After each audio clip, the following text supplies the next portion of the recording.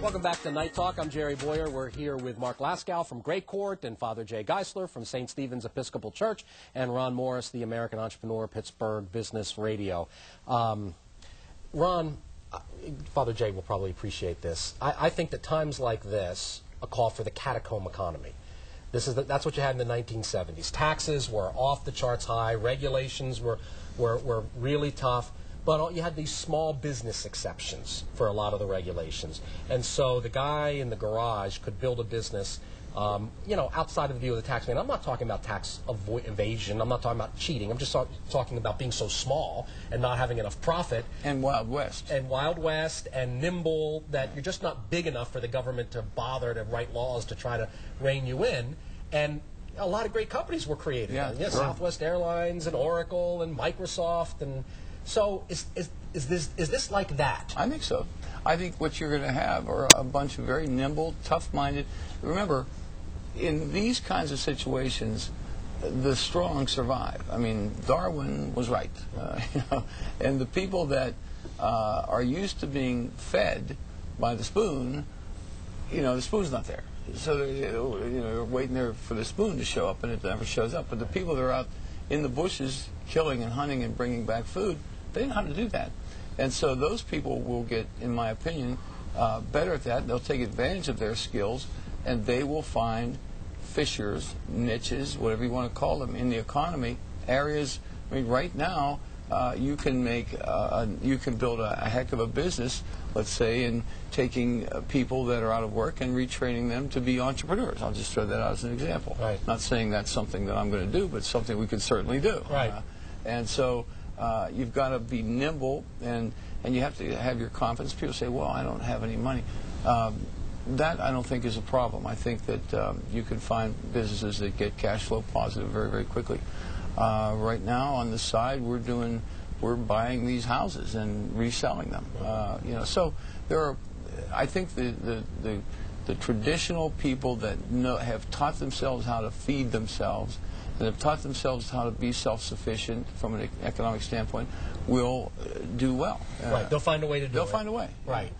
And the more rules we put on them, the fewer people they'll hire. The more people are waiting for a spoon. Well, that's why I mentioned the Wild West. And by Wild West, I've always worked in technology, and we're so far out ahead of the government. Is the government listening here tonight? We're so far ahead of the government in terms of the government even understanding what our business is. So they can't regulate something they can't understand. As soon as they show up, then you move to the next, hideout. Right, right. Yeah, you just have to be nimble. You have to be, in an era where the regulators and the tax man is trying to shut everything down, you just have to be smarter than that guy. That's the only way around it. Yeah. All right, Jay, I'm sorry. Well, I'd like This isn't hard, by the way. I'd like to hitchhike on something that Ron said about Darwin was right. I mean, of course, the priest has to point out something about that. Sorry, yeah, right. It's not about the strongest. It's about the wisest. That's why we're Homo sapien. We're the wisdom creature. Right. And, strong financially, some of these corporations are very strong economically, but they don't have the wisdom to navigate this tough time. That's where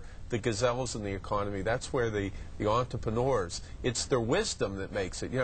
Clearly, like Ron has done, I'm not going to put him into a boxing ring. He's not the strongest in that sense, but his wisdom is what really makes a difference in this thing. And this is a time where people have to dig deep into that wisdom tradition, American common sense. I mean, in some sense, we knew this was going to happen when people are taking loans and all they're doing is paying the interest on their housing. Right. I mean, and public policy is let's get to 100% home ownership.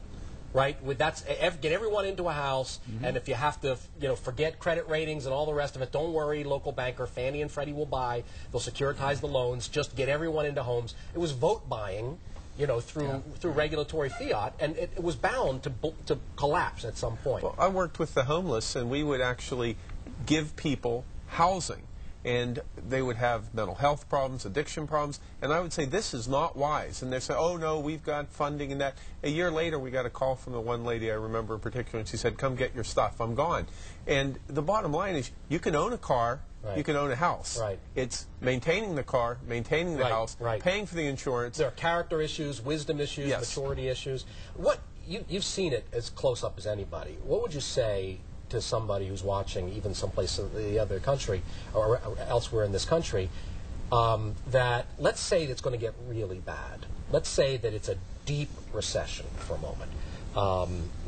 We can talk about whether that's the likely scenario, but it's the scenario on everyone's mind. Yes. In fact, depression is the scenario. No one wants to say it. Serious people don't want to say it in public, and I'm not forecasting a depression, but everybody is processing almost every minute of the day. Is this going to be a total collapse? Is this going to be like the 1930s? Am I going to have trouble eating?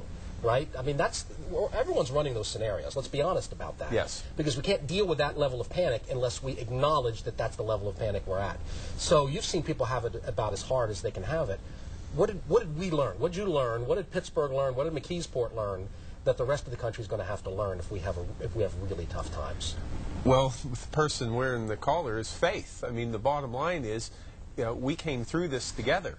I remember we started a program called Food Share to feed people. We were down there knocking on Congress about the pensions and things like that. I mean, we became activists in many ways. People picked up new skills. They started new jobs. Men who were steel workers. My father, at 55, went back and sold real estate for the last dozen years. But it really calls to tighten your belt and think creatively and to get out there with people. I mean, networking is as important as anything. I saw growth in the church at that time because people were coming back. Their world had been shaken, and you have to say, no, look, we get up tomorrow, and we're going to do what we've done, and we're going to be creative, and we're going to go out there, and we're going to make a difference in people's lives, and we're going to have time. It's interesting in the midst of this that they've done studies on the wealthiest states give the least amount to charity. It's interesting in a time like this. Right. What I will see, I haven't because seen they don't get the need for social capital. If you have financial capital, you think you don't need spiritual and social capital. And I think what we can say to the rest of the world is, you need your church, you need your synagogue, you need your fraternal association, you need your professional association, you need your block watch, you need your your immediate family, your extended family.